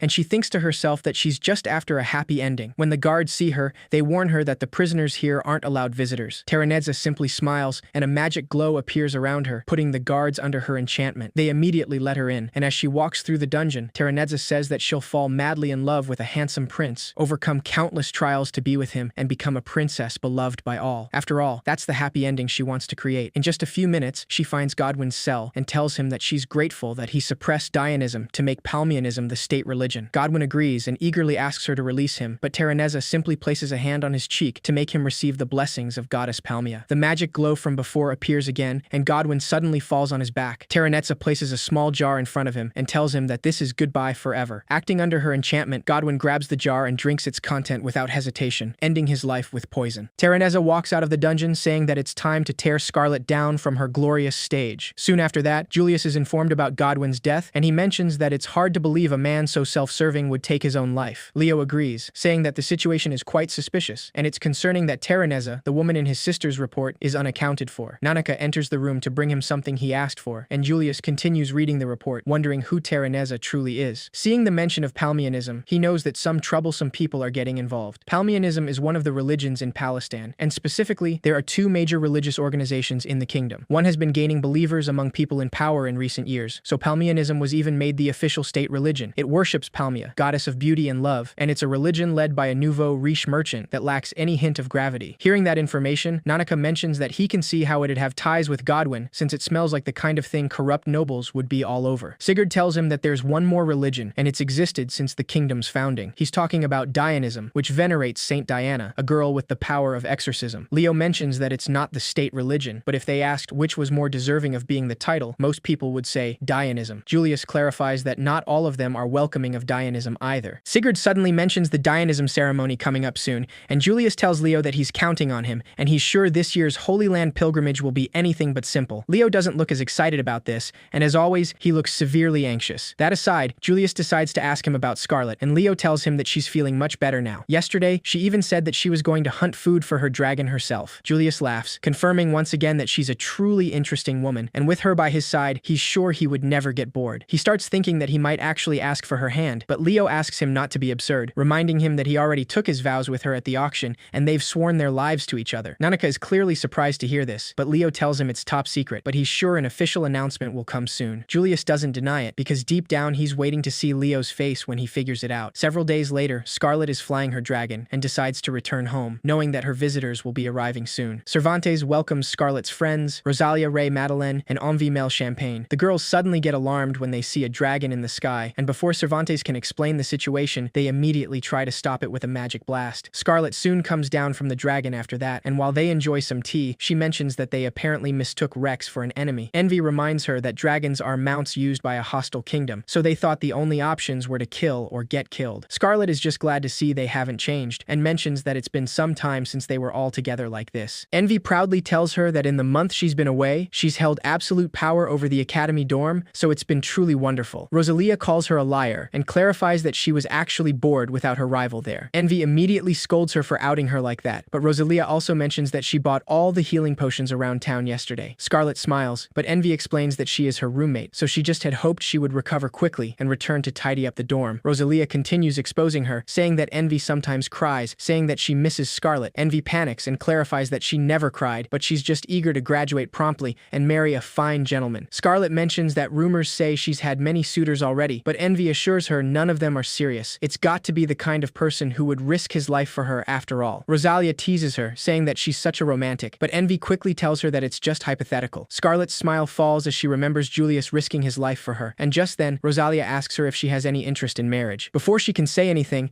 Nanika enters the room to inform her that she has a visitor. That's when Julius comes in, saying that he came to check on her recovery. Both Envy and Rosalia are surprised to see the prince, so they nervously stand up to greet him. Scarlet tries to tell him that she was busy having tea with her friends, but Envy and Rosalia assure him that it's an honor to see him when school isn't in session. Julius then asks them to let him borrow Scarlet for a moment, since there's something he wants to discuss privately with her. He grabs Scarlet's hand while saying that, so the girls immediately get excited and allow him to leave with Scarlet. After getting betrayed by her own friends, Scarlet leaves with Julius against her will. While they walk around the garden, Julius mentions that Godwin died while in custody. He investigated Terraneza in accordance with her report, but Kyle knew nothing about her. Julius says that he has no other leads, and her current whereabouts remain unknown. Scarlet calms down after hearing that, since she now understands that they couldn't have discussed this in front of Envy and Rosalia. Julius asks her if she was hoping he'd want to say something else, but Scarlet tells him that she can't imagine anything else he'd want to say. He mentions that her hair hasn't yet gone back to normal entirely, which is kind of concerning. Scarlet tells him that she has considered a visit to the hot springs soon, because the waters are said to ease physical and mental harm caused by blessings. Julius admits that it's a fine idea, and reminds her that she's indispensable to the future of this kingdom, so he wouldn't want to lose her over something so trivial. Scarlet pauses for a moment to look at him, and tells him that she could say the same of him. This clearly takes him by surprise, so she asks him that he never does anything foolish again, like risking his life just to save her. Scarlet admits that she's happy to be considered important by the royal family, naturally. She realizes that the blessing of the god of time, Cronoa, is important, but if anything should happen to the next king, it would surely be atrocious. Julius suddenly interrupts her, asking her if he can pick the roses of the garden. Clearly clueless, Scarlet allows him to do so, and Julius starts picking some red roses. While he does this, Julius asks her if she remembers when they went shopping in the merchants' district of Granhilda. He's heard that long ago. His parents would disguise themselves as commoners to enjoy time together there as well. Scarlet admits that it's a surprise, and mentions that they have such an austere air about them. Julius continues picking roses, and clarifies that they only look serious on the outside. His father showered his mother with gifts and marriage proposals, as many times as there were stars in the sky. She found it exhausting until he gave her a particular gift, not a shining crown of gold and jewels, but one made by his father, the heir of the throne, with his own hands, and with all of his love. Several rose petals fly in Scarlet direction as she turns to look at him, completely clueless. Just then, Julius places a crown of red roses made with his own hands on her head, and with a smile, he tells her that he needs her. Scarlet stares at him in surprise, and Julius explains that when she's by his side, the whole world sparkles in dazzling color, a world where everything once seemed gray and boring. Julius tells her that she has given it color with a veil of fresh blood, and with that, she has stolen his heart. Scarlet is way too stunned to speak, as Julius takes her face into his hands and asks her if she will remain with him always. However, as charming as it sounds, the almost magical moment is ruined when he finishes the sentence by calling her his beloved toy. Scarlet immediately snaps out of it, and Julius asks her what's wrong, since her face has gone pale. She calmly asks him if love was the feeling he put into this rose crown he made. Julius confirms this, saying that it was love for his exceptionally amusing toy. Scarlet's expression darkens, but Julius just smiles and asks her if she was thinking he saw her as an object of romantic love. Her expression gets much worse after that, so Julius asks her to forgive him, saying that she is a woman of a certain age, of course. However, he's just so used to seeing her punch people through walls and beat prime ministers half to death that he nearly forgot she was human. Before he can continue speaking, Scarlet calmly puts on her beloved fingerless gloves that she uses before punching anything, and asks him for one thing, wanting to know if she can clobber the prince before her. Some time passes after that, and Scarlet one day receives a letter from Saint Diana. With Terranetza's disappearance and the Palmian scheming, she knows that nothing bodes well. Diana looks forward to seeing her in a month at Diana Cathedral, so Scarlet decides that she'll protect her no matter what. That's why she soon talks to her brother, telling him that she wants to go on a hot springs tour. As always, Leo suspects that this is just a pretense to punch someone, and he can't trust her, especially after she lied about her vow with Prince Julius. For one fleeting moment, he thought that she had found marital bliss, so he's more than disappointed now. Scarlet clarifies that they did make a vow, but Leo tells her that's entirely beside the point. While Nanika serves them tea, he notices the location of the hot springs on the map and asks Scarlet if she's going to try and punch the saint. Leo's face immediately pales as he realizes that she tries to go on a trip this same time every year, and the hot springs itinerary she showed him is almost the same route as the Holy Land pilgrimage. Scarlet quickly tells him that the saint is beloved by the people and indispensable to the kingdom, so she would never dream of socking such an honored personage. Clearly relieved, Leo decides decides to approve her hot springs tour, so Scarlet thanks him and says that she'll take her leave at once. Her happiness immediately vanishes as soon as she sees Julius waiting for her outside, and she can't help but greet him with a bitter smile. Once in the carriage, Julius laughs when he finds out Leo thought she wanted to go punch the saint. Scarlet reminds him that her brother is the head of the Crown Investigatory Office, so there's no need to hide the fact that she's accompanying him on the Holy Land pilgrimage, nor the reason why. Julius tells her that they definitely need to hide it, because the longer they keep it a secret, the funnier Leo's reaction will be when he finds out. Scarlet isn't happy about that, but leaving the jokes aside, Julius tells her that ever since the Godwin incident, the neighboring realms have been acting suspiciously. They've dealt with the corrupt nobles, but the court itself has not yet stabilized, so there's a chance of spies in their midst as well. Thus, these things must remain confidential, even from Leo. Julius places a hand on her cheek and asks her if she understands, but Scarlet nervously looks away without saying anything. Just then, he notices that their destination is in sight, and Scarlet mentions that the wall of impurity surrounds the religious quarter, from which the Holy Land pilgrimage will depart. She knew it was the headquarters for both Palmianism and Dionism, but it's still quite grandiose in person. Julius tells her that the Palmian Pope said it was necessary to protect the religious quarter from the filth of the worldly realm, but it's more likely there to obscure his corruption. Palmianism's current head is Pope Sargon, and those who've known him since his days as a corrupt merchant call him the scheming social climber. Scarlet's eyes immediately start sparkling with excitement at the name, and Julius just knows that she already wants to clobber him. Just then, the carriage suddenly comes to a stop, and the driver informs them that the gate just closed on them. The guards at the entrance apologize and explain that Pope Sargon issued strict orders that none may pass without approval of the king himself. Julius knows that Sargon is trying to prevent the pilgrimage, so he exits the carriage and says that the king is currently attending a conference with the other realms of the land. He knows that Sargon is aware of this, so this sounds like an act of childish spite to him. A man who's not very happy with Julius's comment steps forward, saying that he won't tolerate him speaking of their holy father this way. He introduces himself as Jarmoth the Ogre, Inquisitor of Palmianism, but Scarlet only sees a potential punching bag, knowing that it would be very satisfying to clobber him for sure. Jarmoth claims that his duty as an Inquisitor is to expel heretics who mean harm to Palmianism if they must, and this is done with the approval of their supreme goddess, Palmia. Julius says that he finds it unbelievable that the king could permit such a misconduct, so he wants to know if the Pope was the one who approved their organization. Jarmoth confirms this, saying that the Inquisitors are the Pope's most trusted retainers and, in other words, apostles of the great goddess. He suddenly shows them a sacred hammer, saying that it was entrusted to him by goddess Palmia to deliver punishment unto the heretics. Scarlet simply asks Julius if she has abided by the terms of their agreement, and he admits that it's better than nothing. He reveals that he used a magic item for recording speech, and tells her that he'll leave the rest to her so she can follow her heart. Without wasting any time, Scarlet puts on her gloves and decides to start by opening the gate. Jarmoth laughs and calls her a fool, saying that there's no battering ram nor spell that could put a scratch on the holy gate. An earthquake suddenly interrupts his sentence, but everyone soon notices that it's actually just Scarlet completely pulverizing the gate with her bare hands. She kindly explains what they overlooked, saying that to open this gate one must simply push, not pull. Of course, everyone already knew that, but they now see her as a monster, though Scarlet tells them that's a rude thing to say to a lovely young maiden. Just then, Jarmoth recognizes her as Scarlet El Vendemion, the blood-stained lady, or the Lady of Beatings. The guards immediately run away from her, fearing that she'll beat them all to death. Jarmoth wields his weapon against her, calling her the embodiment of evil who entrapped Minister Godwin. Scarlet decides to borrow a spear from one of the guards, but Jarmoth immediately attacks her and says that she can't block his flail with a flimsy pole. Just as he finishes his sentence, Scarlet simply hits the spiked ball with the spear and sends it flying right back at him, hitting Jarmoth in the stomach with great force. He spits blood and falls on his knees, so Scarlet returns the spear, but notices that Jarmoth's body shows no sign of injury. Jarmoth slowly stands back up and tells her that no matter how many times she may tear his wings asunder, his lofty mission will never be grounded. He shows her the pendant he's wearing and says that as long as he has these healing powers, he can rise again. Scarlet is just tired of seeing the same trick again, so she just interrupts Jarmoth with a punch that sends him flying high into the sky. Scarlet is happy to see pigs can actually fly if walloped hard enough, because it's a saying that means punching can resolve seemingly impossible dilemmas, and perhaps it will become a common proverb in the future. Julius mentions that he can't imagine anyone using it but her, but just then, the Holy Order of Diana appears, marching towards them. Scarlet greets the leader, Paragas, with a smile, and he tells her that he's glad she's safe. He apologizes for being late to meet her, and explains that they were dealing with scattered riots by what they believe to be worshippers of Palmia. Seeing their current state, Scarlet understands that the unifying power of Dionism created by the Holy Land pilgrimage must displease them greatly. Julius says that there may be something else they're really after, but just then, a straggling soldier arrives late to the formation. Paragas immediately scolds him, but the guard is instantly drawn to Scarlet's beauty. He asks her where she's been all his life, but Julius quickly steps between them, saying that he thought the order taught their knights better manners than that. Paragas scolds the guard again for the unmitigated insolence, and tells him him that he'll beat some sense into that empty head of his once and for all. After receiving a proper beating, he decides to introduce himself as the head knight of the Holy Order, Dios Westwood. Julius keeps a serious demeanor in front of him, and Scarlet notices he seems to struggle with freewheeling types like him. She decides to politely introduce herself as well, but Dios suddenly takes her hand into his and tells her that he's head over heels already, so he wants her as his girlfriend. The whole place goes silent after that bold declaration, but Paragas and the rest of the knights are clearly horrified. Dios asks Scarlet if class differences bother her, and she tells him that they don't bother her personally. However, she was born to a noble house, so it is her duty to marry a man of a certain station. Dios tells her there's no need to worry about that, since even if he doesn't look like much, he's the son of elvish royalty. He also likes to tell people that his mother's a human, and he's half elf. Dios quickly realizes he exposed himself, but Scarlet just chuckles and tells him he's quite entertaining. However, she knows that this is unacceptable, because one must respect the standard social mores. Her hand shifts, so Dios immediately releases her, but Julius is quick to grab Scarlet's hand and asks him to show his companion some respect. Dios smiles when he sees how things are between them, but Julius keeps a serious expression and asks him to leave Scarlet alone now that they're clear. Dios dramatically complains, wondering what to do, because he hates taking orders, and he'd look pretty lame if he backed down after that. The other knights immediately scold him, so he quickly clarifies that he was just joking around. They still drag him away, so Dios asks Scarlet to call on him for a date sometime. Paragas apologizes for his behavior and explains that he joined the order 1 year ago, and he's an extremely talented fighter, but also extremely arrogant. Scarlet could tell he had talent, because he even seemed to notice that she was about to punch him. Leaving that aside, she asks Julius when he intends to release her hand, since he's still holding it. A moment of silence follows, and they look at each other for a moment before he just releases her and steps back. Julius apologizes, saying that he acted without thinking, and leaves before Scarlet can ask him anything else. Soon after that, they go see Saint Diana, and Julius tells her that they should discuss the pilgrimage ceremony immediately, and to preserve the confidential nature of their discussion, he wants to request a room for the select few of them. Saint Diana grants him his request, so they go to a private room, though Julius now thinks that perhaps it would be better with a chaperone. Just as he says that, Diana finally shows up and immediately runs to Scarlet, calling her big sister. Scarlet greets her with a hug, saying that it's been some time. Diana's excitement is interrupted when Julius suddenly pulls her away, saying that she should greet him first. However, Diana is just horrified to see a man, so she throws a tantrum and asks him to unhand her. Julius asks her if they require a chaperone, but Diana quickly rejects the idea, saying that something like that would waste precious time she could be using to love on Scarlet. Seeing that that's her priority, he mentions that she's not much of a saint, but Diana just escapes his grasp and hugs Scarlet again, asking her to tell that black-hearted prince to stop teasing her. Scarlet is just relieved to see her in such good spirits, but she says that it's time for the discussion to start already. The Holy Land pilgrimage is a tradition that first began 300 years ago. The kingdom of Palestine was under threat by monsters unleashed by the Demon King, who ruled over the Demon continent. Little by little, they encroached upon their lands, until one day, in a village near the border, a girl appeared with the power of exorcism. The girl installed holy gems of purification in villages on the border in the 4 cardinal directions and established a barrier. The barrier ended the threat of monster invasion into Palestine, but unfortunately, the holy gems and their barrier gradually lost effectiveness after the girl died. As the people began to lose hope, a new savior appeared, and her name was Diana. She had the same name as the girl who set up the first barrier, and she purified the holy gems, restored the barrier, and saved the kingdom from the monster threat. The king built a cathedral to honor the 2 girls with divine power, and made them an object of faith. Since then, anytime the barrier has seemed on the brink of failing, a girl with the power of exorcism has appeared to serve as the new symbol of faith, Saint Diana. Julius mentions that, unfortunately, this little girl is the latest Saint Diana, but he believes the saints of history are rolling in their graves right now. Diana quickly gets irritated and asks him if he's mocking her because she was a simple villager until she was 7. Julius ignores her and says that the purpose of the Holy Land pilgrimage is the purification of the holy gems and the revitalization of the barrier. It's an important ceremony, so she should take it a bit more seriously. He informs her that they'll conduct the rites in a few days and head out, but Diana tells him that that parade is exhausting because she has to stand the whole time. Julius reminds her that it's important for the subjects to see that Saint Diana is alive and well, and it will also keep the Palmians in check. She must maintain a sense of dignity befitting a saint because she's lost her saint's powers as it is, so she at least has to fulfill her role as figurehead. Scarlet suddenly interrupts him, and he notices Diana's sad expression all of a sudden. However, Diana quickly smiles again and tells Scarlet that it's alright because what he's saying is true. She doesn't like it, but this really is the least she can do right now, and she can't change that. Diana clarifies that she just wanted to whine a little, but it was all just a joke. She puts an end to the discussion with that and quickly changes the subject to ask Scarlet if she's sleeping over. Scarlet confirms it, so Diana leaves and tells her that they'll talk later in that case. Despite her cheerful attitude, once Diana leaves, Julius mentions that she's such a transparent bluff. Scarlet tells him that if he realizes she's bluffing, then he should be kinder to her. Julius admits that he failed to check his thoughts, but he'll be more careful next time. That leaves Scarlet thinking, realizing that Julius does so many things well, but he can't sense the inner workings of a woman's heart. She discards that thought, thinking that perhaps it's a reflection of the pilgrimage's importance. That night, Scarlet spends quality time with Diana and kindly tells her about her accomplishments punching wicked nobles. Diana listens to her with excitement, saying that she hopes she can become a lady like her when she grows up, beautiful, strong, and independent of any man. Scarlet asks her if she doesn't favor the young gentleman, and Diana immediately tells her she doesn't because they're always filthy with coarse hair and bulging muscles, and they like to boss her around. Scarlet asks her what she thinks of Prince Julius in that case, and Diana admits that he's good-looking and he has a nice build. However, none of that matters if he's a huge jerk, and he's always making fun of her height. Scarlet tells her she can sympathize because he frequently makes her the object of teasing as well. Diana can't believe that he treats her that way as well, so she punches the pillow, saying that she'll make that black-hearted prince pay next time she sees him. She falls exhausted onto the mattress and asks Scarlet if there isn't a silver-haired, blue-eyed Prince Charming on a white steed out there to sweep her away. Scarlet tells her that she doesn't know, because silver hair and blue eyes is a rare combination, so it seems rather unlikely. Their conversation is interrupted by one of the maids, who tells Diana that her bedtime has arrived. Scarlet knows that it's time for her to leave, but Diana quickly stops her, saying that she wants to speak with her longer. She asks her to stay with her in bed tonight and reminds her that she's Saint Diana, so she's allowed to do that. Scarlet doesn't let her finish that sentence and kindly tells her they can't do that. Diana stops insisting, but she decides to ask her a favor, saying that she was named Diana after the saint, but a lot of other girls were named Diana too, so she wished she had been named something else. When her father learned that, he gave her the name Sonia in private, so she'd like her to use that name too. The maid knocks on the door again, interrupting their conversation, which makes Diana a little sad. However, when Scarlet says goodbye to her, she calls her Sonia, and that makes her eyes sparkle with happiness. After she leaves, Scarlet can't help but think about the time Diana told her she couldn't use her saint powers anymore. That time, she said that she was completely worthless if she wasn't the saint. Scarlet remembers her tears and says that the gods play cruel tricks sometimes, but she hopes the departure ceremony goes smoothly. The day of the ceremony, Diana gives everyone hope with the purifying chalice, and Julius says that the ceremony is a success. Scarlet agrees, saying that the enthusiasm of the people has helped Diana to relax as well. However, even though everything seems to go well, everyone freezes at the sound of a cannon fire. A second cannon fire makes everybody panic, so Scarlet immediately rushes outside the carriage and quickly confirms that the sound came from the Palmian Cathedral. Once there, she sees a fine polearm on one of the statues of Palmia, so she decides to borrow it, completely destroying the monument in the process. Scarlet says that it's time she holds her own festival, a festival of blood. Knowing where the culprits are hiding, Scarlet uses her blessing of chronoa, acceleration, and launches the spear into the sky. After destroying one of the buildings, several disciples of Palmia panic, since that spear ignited the gunpowder they had and blew up everything. Scarlet simply walks in, holding the head of the Palmia statue in her hands as she confesses that she threw it. They kind of dismiss her at first, but one of them recognizes her as Scarlet Vendemion, the silver-haired devil. Scarlet notices that none of them is harmed despite the explosion, but she decides to kindly greet them, saying that it appears they've been subject to some kind of misfortune. Everyone already knows she caused that misfortune, but they laugh in her face and ask her not to get too cocky because they make it their job to destroy evil incarnate, and they couldn't have a finer example right here. All the disciples call Katarl the Wise and ask him to deliver righteous judgment unto this devil. Katarl suddenly shows up and tells Scarlet that dumping her garbage into the sacred home of Palmianism is intolerable rudeness. He trails off when he sees her holding the head of their goddess's statue, but Scarlet just explains that it is part of the garbage. Clearly insulted, Katarl says that she will pay for such a heinous treatment of their sacred goddess statue. He immediately casts a spell to attack her, but Scarlet interrupts him by hitting his face with the head of Palmia and tells him that she's tired of this conversation already. She simply approaches him and rips off his pendant, but Katarl asks her why she opposes to them. He mentions that they had a grand and lofty mission to stop that impudent Dianan festival. All the disciples start crying because they apparently spent long nights without rest working on a way to foil it. Scarlet couldn't care less though, and she simply thanks Katarl for his confession, knocking him out with one blow. The other disciples instantly get defensive, saying that their faith is being put to the test, but they have to purge the heretic and protect Palmianism to carry out their mission. Scarlet asks them if they realize the state their ridiculous mission has left the central plaza in. One of the disciples claims that he doesn't care and immediately jumps to her, but she sends him flying with one blow. When the others also try to attack her, Scarlet says that stupidity can only be cured with death, but perhaps pain equal to death will do the trick, so she's willing to find out with their help. After a while, the authorities reach the place, but Scarlet walks out with a smile and lets them know that the culprits are all unconscious inside. She leaves the rest to them and walks away with a satisfied expression, leaving them all confused. In the meantime, the Crown's healers make sure to treat the people that ended up wounded. Scarlet knows that Julius must have sent them, which is very responsible of him. When everything seems to be calm, Diana suddenly falls from the festival float, alarming everyone around. Scarlet and the knights are way too far to catch her, but Leo shows up just in time with his horse and catches her in his arms. Diana can just stare at him in awe, completely dumbfounded, as he makes sure she's okay. In another scene, Sigurd informs the prince that things in town have died down, and the Holy Land pilgrimage departed safely. He also says that the Palmians won't be able to interfere once the pilgrims are out of the capital. However, Julius mentions that he's not so sure about that, because only the members of the pilgrimage would have known when he and Scarlet would be arriving at the religious quarter. Despite that, the Palmians had a trap ready for them, which is clearly suspicious. Julius tells Sigurd he wants him to go on a mission to infiltrate the Palmians and learn what they're after. They might have a spy among the pilgrimage's retinue, and he doesn't want to believe there's a traitor in their midst, but they should take precautions. Sigurd accepts the mission without a doubt, and in the meantime, Leo asks Scarlet why she's coming on the pilgrimage. She innocently explains that she just happened to be in the capital at the time, and she happened to witness the Palmians' wrongdoing, so she called off her planned hot springs tour and came along in the interests of the greater good. Leo clearly isn't buying that strained excuse of hers, but he decides to leave that aside for now. However, he also mentions that the Palmian disciples said something interesting when they had them tied up, and they were talking about a silver-haired devil. Scarlet acts clueless and says that she had no idea that devils existed, but Leo tells her that silver hair is quite rare in these lands. She changes the subject and offers him a cookie, but Leo doesn't let her fool him and asks her if she's at the center of these incidents. Scarlet just asks him not to worry and explains that she was simply called to assist with the pilgrimage. He tells her that they surely didn't need her assistance, but Scarlet clarifies that the assistance in question is something that only she can provide. Leo assumes that it involves her blessing in that case, and if the prince has sworn her to silence, then it can't be helped. The Palmians' actions have grown more extreme, and their cannons weren't loaded this time, but no matter how powerful her blessing, there are things she can't do on her own. Leo tells her that before she puts herself at risk, she at least has to ask her big brother for help. Scarlet is kind of surprised by his warning, but she knows that he's only worrying about her, so she decides to accept. That night, Paragas chases Dios around and scolds him for skipping out work again. While he escapes the captain, Dios notices Scarlet and decides to approach her to say hi. However, before he can even get near her, Paragas grabs him by the neck and drags him away, saying that he ordered him to collect firewood after the tents were up. Just then, one of the maids speaks to Scarlet and informs her that Diana is acting strangely for some reason, and she's been like that since what happened yesterday. Scarlet thinks that it's understandable that she would still be unsettled after what happened, but the maids tell her that they don't think that's it. When they guide Scarlet to Diana's tent, she finds the girl rolling in bed and blushing, and the maids mention that she's been acting like that all day. Scarlet admits that it's quite abnormal, so she decides to step in and speak to her directly. However, Diana just screeches and rolls faster in the bed, so Scarlet has no other choice but to restrain her with a blanket to make her calm down. Diana desperately tells her that it's impossible for her to calm down right now, because when she looks at her face, it reminds her of Prince Charming on his white steed, and her heart starts to race. The silence after that sentence is long, and Scarlet is completely confused, having no idea what she's talking about. Diana decides to tell her the truth after calming down, and Scarlet finally understands that Diana fell in love at first sight with Leo at the festival, and every time she thinks of him, she finds herself restless. Scarlet smiles and reassures her, saying that she has excellent taste, because her brother is the most wonderful man in the world. She asks her if she wants to get to know her brother better, and Diana admits that she does, but she also says that she has never felt this way before, so she doesn't know what to do. Seeing her hesitation, Scarlet reassures her again and tells her that she has an excellent idea. 1 week after leaving the capital, they arrived in Memphis, a city on Palestine's eastern border. The city plays host to the Eastern Barrier and is known as the first stop on the Holy Land pilgrimage. It's home to many hot springs with restorative properties, and many adventurers come to enjoy their effects. While they enjoy the hot springs, Scarlet decides to review the plan with Diana. Diana is not so sure about the plan because it seems a little bold and sudden for her to invite him out for a nighttime date. Scarlet reminds her that love demands action, but she'll take care of everything, so there's nothing to worry about. Once they return to the room, Scarlet fixes Diana's hair and asks her not to wear her usual hair ornaments because she has to let it fall more naturally for a more composed aura. When Diana's hair is done, Scarlet makes her wear the traditional costume of Memphis. Now the austere symbol of Dianism is dressed as a common girl, and Scarlet calls this plan the new side of her plan. She explains that revealing an unexpected aspect of her personality will catch a man's interest, so it's a surefire winner for a maiden in love. Diana excitedly praises how wise she is, and even though it's a little embarrassing, she says that she'll give it her best. Scarlet tells her that's an excellent resolve, and immediately opens one of the doors to see Nanaka, who was secretly listening. Assuming that he's aware of the situation, she asks him to guard both Diana and Leo. Nanaka just asks her how long she knew he was there, but Diana is just shocked to see a puppy talking. Scarlet tells him that she knew it since they left the capital, and she knows that her brother asked him to watch over her. She pets him and praises him for doing a good job, so Diana decides to do the same. Nanaka enjoys the attention, but when Scarlet asks him if he enjoyed the hot water, he immediately backs up and tells her that he doesn't like hot water, since cold is fine for him. Scarlet assures him that it feels good, so perhaps she will give him a hot bath sometime. Nanaka instantly bristles and runs away, saying that she doesn't have to do anything like that. He informs them that Leo had his bath, and he's now working in his room, so Diana should invite him out before he gets into bed. With that in mind, Diana heads to Leo's room and nervously asks him if he would like to tour the city with her. Leo hesitates for a moment, but he then remembers the previous conversation he had with Scarlet. She told him that Diana wishes for the rare opportunity to let loose like an ordinary girl, so if she invites him to tour the city, she hopes he will accompany her. When Leo remembers that, he decides to kindly accept Diana's invitation, making her really happy. Scarlet, once satisfied, leaves them alone and decides to explore the Memphis nightlife as well. She's clearly in a good mood as she walks around the festival until Julius shows up, as always. Scarlet mentions that he appeared sooner than she expected, and Julius reminds her that he's the busiest and fastest working noble in this kingdom. He tries to steal some of her food while he speaks, but Scarlet quickly dodges him and tells him that if he's so very busy, she wonders what brings him here. Julius tells her that he just thought he'd enjoy the nightlife with his precious plaything. Scarlet clarifies that she is not here to enjoy, since she is just exploring the town with a lofty purpose in mind. Julius still follows her and stares at all the food in her hands, but she explains that she's monitoring the local adventurers. He asks her what it is about the adventurers that caught her interest, and Scarlet mentions the lycanthrope from the slave auction. She was told he was originally an adventurer, so she wants to keep a close eye on them. Julius understands it right away and tells her that there are a number of ruffians in their ranks, although not all adventurers are necessarily villainous, so he doubts she'll meet a brute deserving of her fists so fortuitously. Just as he says that, a group of adventurers is destroying merchandise from one of the booths in the festival. Just because they're mad they lost a bet. The merchant tries to stop them, saying that he paid a lot for these things, but one of the adventurers simply tells him that these pots looked perfect for venting his stress. He breaks another pot as he says that, and Scarlet asks Julius if he thinks that adventurer is deserving of her fists. Julius admits that he would qualify, and since the guards aren't doing anything, he decides to approach the merchant with a bag of money, telling him that he'll buy all of his merchandise, including what's broken. In exchange, he wants him to allow them to do whatever they like with these adventurers. The merchant is clearly shocked to see the amount of money, so he tells them that they can throw them out or destroy them, whatever they prefer. Scarlet walks up to Julius and hands him all her prizes and food, thanking him for laying the groundwork. With no hesitation, she punches one of the adventurers right in his ribs, throwing him against his companion. The man falls unconscious in an instant, but the other one gets furious and warns her that they're the feared adventuring party, the Golden Heifer, so she picked a fight with the wrong people. Despite his warning, Scarlet just tells them that their meat looks awfully grainy for a bunch of cows. She puts on her gloves either way and says that it doesn't matter, because she'll eat regardless. As soon as she says that, a shiver runs down Leo's spine, indicating that his sister is causing a wreck. Completely clueless, Diana just happily wonders where they should go next. Ignoring the feeling he just got, Leo focuses on Diana and accompanies her to see the goldfish pond. He explains that it's a game where she has to scoop them up, and Diana decides to give it a try. After several failed attempts, Diana can't catch a single fish, but Leo notices that she reminds him of Scarlet when she was little, and that makes him smile. He gently takes her hand and teaches her how to do it, saying that she has to move her hand slowly so she's not detected by the fish. Diana cheers when she finally catches a fish, and she says that she wants to take it with her. As soon as these words leave her mouth, the realization hits her, and she ends up changing her mind, deciding to leave the fish in the pond. Leo asks her if that's really okay, and Diana explains that the fish would probably miss her friends if she took her away. Seeing her reasoning, Leo smiles and tells her that she's very kind, which makes her a little nervous. The fish is returned with the others, and Leo asks what they should do next, since there are a lot of attractions in the festival. Diana decides to try all the games and enjoys the festival's food, having a great time with Leo. After a while, she sees a cute cat ear headband, and the merchant tells her that there's a discount if they buy two. Leo quickly tries to reject it, but Diana's eyes sparkle with excitement at the idea of them matching. When he sees her hopeful expression, Leo knows that he can't refuse, so a while later he finds himself walking around the festival with cat ears on his head. Diana is more than content, and she didn't even know that matching accessories with someone could make her so happy. Two drunk men walk near her, so Leo instinctively pulls her closer to him and asks her not to get too far away from him. This clearly takes her off guard, but Leo gently pats her head and explains that there are a lot of bars around, so one of those drunkards might run into her. Diana quickly apologizes, saying that she got too excited because it's been so long since she got to go out at night. Deep down, she's really glad that Leo is being nice to her, but he's basically just babysitting her. With that in mind, Diana asks him if she looks like that much of a child to him. Leo apologizes and clarifies that she just reminded him of Scarlet when she was a child. Diana immediately tells him that's impossible because Scarlet is always so poised, elegant, beautiful, and strong. Her eyes quickly start filling with tears as she explains that Scarlet is an amazing person who can do anything, so compared to her, she's just a clumsy tomboy who always needs other people to protect her. Leo smiles and kneels to look into her eyes, asking her not to be absurd. He assures her that despite her young age, she has done a brilliant job fulfilling her role, and not everyone can do what she does. She's an indispensable asset to this kingdom, and she should never question that. Before she can say anything, Leo stands alert when he hears a commotion, and people in the festival are talking about a silver-haired lady. One of the knights informs him about the situation, so Leo asks him to take Diana back to the inn, since he has to go see what his sister is doing. Diana Diana sees him running away, and despite his words, she knows that she doesn't have any power, so she wishes she could be more like Scarlet. In another scene, we see the knights guarding the festival, and Dios discreetly takes a suspicious note from one of the merchants without anyone noticing. Meanwhile, in the Vanquish Empire, the Red Sky Dragoons receive a visit from a Palmian inquisitor, Michelin the strategist. He speaks to Alflame and his subordinates, saying that the worshippers of Palmia request the aid from the Red Sky Dragoons and the Prince of Vanquish. In another scene, disciples of Palmia inform Pope Sargon that it seems the pilgrimage reached Memphis after all. The news makes everyone there wonder why the inquisitors aren't slowing them down, but Sargon asks them to quiet down, saying that he can assure them there's no need to panic. After all, the Palmian church has planted a mole in their party, and it's quite a special one too. Luckily, this statement is heard by Sigurd, who's currently undercover as a knight of the church under Julius's orders. In the meantime, the pilgrimage continues by foot, but Diana is clearly already exhausted, and she just wonders why they had to put it so far up. Scarlet reassures her, saying that they're almost to the top, so she just has to take deep breaths. Diana still reaches for help, and just then, Leo takes her hand to check on her, asking her if they should stop for a quick rest. Her whole face immediately goes red, and she nervously tells him she's fine, assuring him that this is a piece of cake for her. On the other hand, Paragas scolds the members of the Holy Order and orders them to keep up the pace, asking them what's taking them so long. Scarlet looks back at them, and Paragas apologizes, saying that she shouldn't have to witness such an unbecoming display. She clarifies that there's nothing unbecoming about it, because even in heavy plate mail, these heroes have braved the climb and kept watch simultaneously. That's why she knows how hard all of them are working, and that they'll always do their best to protect the pilgrimage. All the knights immediately fall under her charm, seeing Scarlet as a kind goddess that surprisingly gives them the strength to keep going, wanting to show her what they're made of. Julius approaches her from behind with a grin and asks her if she's playing the part of the innocent maiden to get these men to dance in the palm of her hand. Knowing the answer, he mentions that she's on the way to becoming a proper villainess. Scarlet doesn't deny it and says that with each day that passes, her power grows stronger. She clarifies that if he thinks she will always be the pure-hearted Scarlet he knows, then he's sorely mistaken. Julius asks her if she expects him to believe the mad dog noblewoman was ever pure of heart, and reminds her that he's seen too much. Scarlet assures him that there's still so much he hasn't seen, and calls him his royal fineness. Julius's expression immediately shifts, and his grin disappears as he asks her where she heard that name. She tells him that Leo spares no detail when he describes the ladies who pine for him at every ball, and she thought that was quite a lovely nickname. Julius silently complains about Leo outing him like that, but just then, Dios appears right behind them and tells Scarlet that she looks dreadfully pleased to be having a chat with Prince Julius. It's as though there's an extra spring in her step even. Julius chuckles, but Scarlet changes the subject and tells Dios that he's more athletic than he looks. He excitedly agrees and tells her that elves are used to hiking in the mountains and forests, so it's like running around in his own backyard. Scarlet admits being mildly impressed, but Dios was certainly expecting more than that. He dramatically asks her if her opinion of him was just so high it could never improve, but Scarlet smiles and tells him that he can believe that if he wants, Dios's dramatic expression disappears as soon as he sees her grin, and he confesses that his heart is singing. He leaves all jokes aside and begs her to give him a chance, to show her how much higher this keen elf can fly. Dios assures her that she'll be swooning in no time, but just as he says that, Julius quickens his step and asks Leo and the others to go on without them, because they don't want to be here for what's coming. While Dios annoyingly insists and asks her to be his, Scarlet suddenly raises her fist, and he immediately steps back. With no hesitation whatsoever, she uses divine wind, blowing with the force of a gale, to send him flying away into the sky. Everyone observes the scene in shock, except for Julius, who already knows that she never holds back. After a while, they finally reach the holy gem, and Leo mentions that the corruption has built up quite a bit, but he didn't believe the gem could turn this dark in just a year's time. He sees his sister walking towards one of the tents, and warns her that those are the saints' changing quarters. Scarlet simply tells him that it's the right tent then, because she happens to be a saint as well. After a long pause, Leo just gives her an amazing confused expression, and he immediately screams to the sky, telling his parents that their daughter has gotten herself tangled up in another ludicrous situation. Before Scarlet can walk into the tent, Leo stops her and asks her what blasphemous game she's playing. Julius tries to hold his laugh, and as he wipes his tears, he tells Scarlet that he had his fun, so she can tell him now. Scarlet's expression turns irritated for a moment, but she quickly calms down to explain to her brother that most believe the Church of Diana has but one saint. However, there are in fact two, Diana and herself. Although they only publicly admit to one, the Protectors of Palestine have been a two-person team since Dianism's third generation. When the pair reaches the gems, they make use of Kronoa's blessing. One saint is tasked with removing impurities from the holy gems, and the other reestablishes the barrier. With Diana currently unable to reestablish the barrier, the holy gem requires more purification than it does in a normal year. Using Kronoa's blessing, she will wind back the hands of time, which will purge the gems of contaminants and allow the barrier to endure a bit longer. Once all the preparations are made, Scarlet approaches the holy gem and asks Kronoa to come to her, initiating the rite of purification. She uses Sacred Shroud allowed to cleanse the impurities, creating a holy barrier around the gem. Diana observes her in awe, saying that she truly is wonderful. Dios agrees, saying that Scarlet is quite the showwoman, but Paragus tells him that she's doing what she must, and the costume she's wearing protects her from the corrupted holy gem. While Scarlet works on the gem, she uses Chronoa's blessing to reverse time, quickly removing all the impurities. Leo observes the scene in shock, and Julius explains that each of Chronoa's blessings is a gift, but the power to reverse time is especially rare and vital. That's why, to keep their neighboring realms in the dark, the royal family hid the fact that his sister is a saint. Leo finally understands, and admits that that answers some questions, and explains why his sister, the Mad Dog noblewoman, was betrothed to Prince Kyle. It also explains why Julius has been so diligent about keeping close ties with her. Julius asks him if it would displease him if that were his reason for keeping Scarlet close, but Leo quickly denies it, and that leaves him thinking. Once Scarlet finishes purifying the holy gem, Paragus informs the Holy Order that the next gem is up north, in Snowend, so they'll set off as soon as they descend the mountain.